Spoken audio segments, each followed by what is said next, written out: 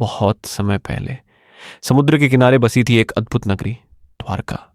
यह कोई साधारण शहर नहीं था, यह थी भगवान की नगरी, स्वयं भगवान श्री कृष्ण की राजधानी।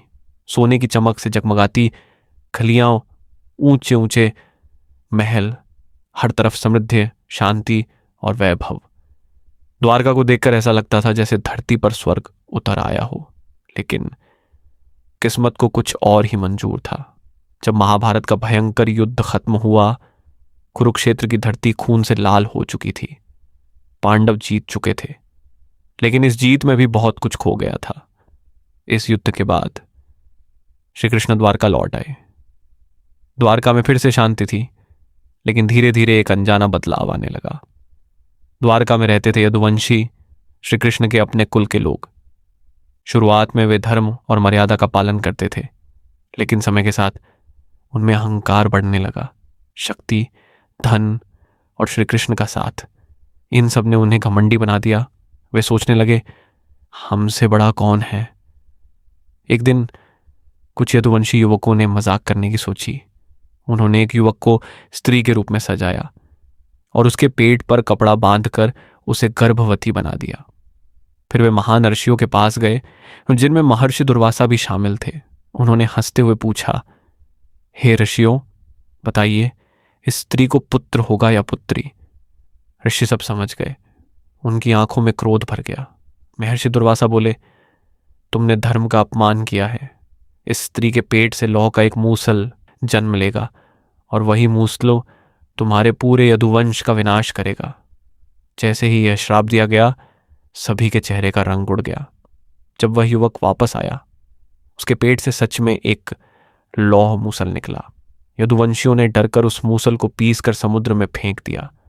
उन्हें लगा कि अब खतरा टल गया, लेकिन किस्मत अपना काम कर रही थी। समुद्र किनारे जहां वह चूर्ण फेंका गया था, वहां घास उगाई, लेकिन वो साधारण घास नहीं थी।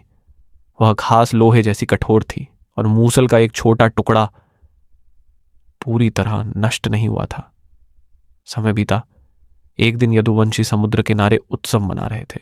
उन्होंने बहुत शराब पी ली और धीरे धीरे मजाक झगड़े में बदल गया। छोटी छोटी बातें बड़ी बन गईं और फिर शुरू हुआ आपसी युद्ध। उन्होंने हथियार उठाने चाहे, लेकिन कुछ नहीं मिला। तब उन्होंने वही घास तोड़ी जो लोहे जैसी कठोर थी, और वही घास बन गई उनके विनाश का कारण। वे एक दूसरे को मारने लगे, भाई ने भाई को, मित्र ने मित्र को। देखते ही देखते पूरा यदुवंश खत्म हो गया। ये सब देखकर श्री कृष्ण मौन थे। वे जानते थे ये सब होना ही था। यह उनके अवतार का अंत था। धर्म की स्थापना पूरी हो चुकी थी। अब उनके जाने का समय आ गया था। एक दिन श्री कृष्ण जंगल में एक पेड़ के नीचे ध्यान में बैठे थे। तभी एक शिकारी जरा ने दूर से उनके पैर को हिरण समझ लिया और तीर चला दिया। तीर सीधे श्री कृष्ण के पैर में लगा। जब शिकारी पास आया तो उसने देखा कि वह कोई साधारण व्यक्ति नहीं, स्वयं श्री कृष्ण है। वह डर गया, रोने लगा, माफी मांगने लगा। श्री कृष्ण मुस्कुराए और बोले, यह तुम्हारी गलती नहीं, यह सब पहले से तय था। और फिर उन्होंने अपनी देह त्याग दी। जैसे ही श्री कृष्ण ने पृथ्वी छोड़ी, समुद्र ने अपना रूप बदल लिया। लहरें ऊंची उठने लगीं, आसमान काला हो गया, तूफान शुरू हो गया और धीरे धीरे समुद्र द्वारका को निगलने लगा। महल, मंदिर, गलियां, सब कुछ पानी में डूबने लगा। लोग भागने लगे, चिल्लाने लगे, लेकिन कोई बच नहीं पाया। कुछ ही समय में पूरी द्वारका नगरी समुद्र में समा गई।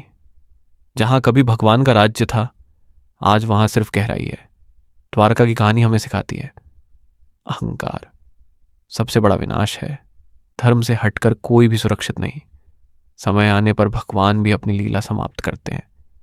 जिस नगरी में स्वयं भगवान रहते थे, वह भी समय के सामने नहीं टिक सकी।